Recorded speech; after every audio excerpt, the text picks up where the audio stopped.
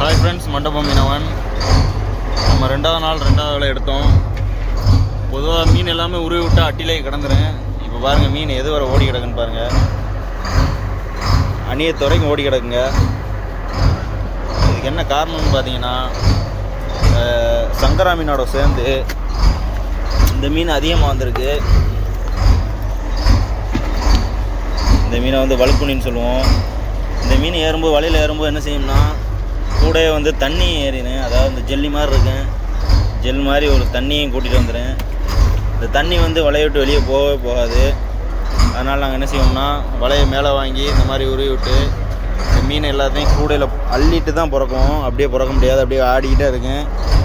நார்மலாக இப்போ இந்த மீனை பிறக்கிறதுக்கு 1 மணி நேரம் ஆனிச்சுன்னா, இந்த மாதிரி பிறக்கிறதுக்கு எப்படி 2.5 மணி நேரம் ஆயிரும். இந்த தண்ணியெல்லாம் கிளியர் பண்ணிவிட்டு இந்த மாதிரி வட்டியில் அள்ளி இந்த மாதிரி பிறக்கிறதுக்கு எப்படி 2.5 மணி நேரம் ஆயிரும்.